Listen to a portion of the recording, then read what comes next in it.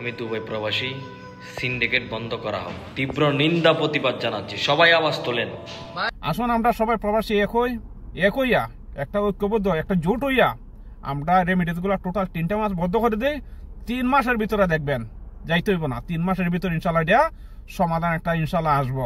তাই আমাদের জোর দাবি এই ইউনূস সরকারের প্রতি এই আমাদের যে টিকিট সেই টিকিটের দাম কমানো হোক।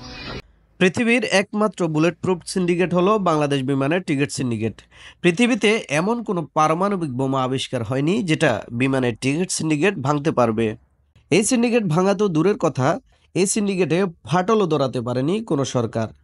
সরকার আসলো, সরকার গেল, কিন্তু কোনো সরকার এই সিন্ডিকেট ভাঙতে পারে না। সম্প্রতি বাংলাদেশ থেকে সৌদি আরব যাওয়ার টিকিট মূল্য যেন আকাশ ছুঁই ছুঁই অবস্থা। 40 থেকে 50 হাজার টাকার টিকিট মূল্য লাখ টাকার উপরে। বিমানের টিকিট সিন্ডিকেট ভাঙতে না পারলে আবারও রেমিটেন্স শাটডাউনের হুমকি দিচ্ছে মধ্যপ্রাচ্যের প্রবাসীরা আবারও রেমিটেন্স শাটডাউন করতে বাধ্য হবে, কেননা প্রবাসীরা নিজের টাকায় চলে, কারো বাপের টাকায় চলে না।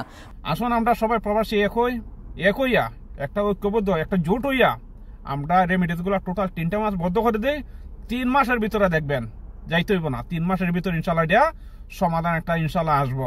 আমরা কি বাংলাদেশের উন্নয়নে কোনো অবদান রাখি নাই? তাহলে আমরা সৌদি প্রবাসীরা কেন প্রতিটা ক্ষেত্রে এরকম জুলুমের শিকার হব? এই সরকার ক্ষমতায় আসার পর প্রবাসীরা সর্বোচ্চ রেমিটেন্স পাঠিয়ে সরকারকে সহযোগিতা করে আসছে, কিন্তু প্রবাসীদের নিয়ে সরকারের পক্ষ থেকে এখনও তেমন কোনো উদ্যোগ দেখা যায়নি। বরং বিমানের টিকিট মূল্য বাড়িয়ে প্রবাসীদের হয়রানি করা হচ্ছে। আবার কেউ কেউ বলছে টিকিট সিন্ডিকেটের সাথে সরকারের মন্ত্রীরাও জড়িত।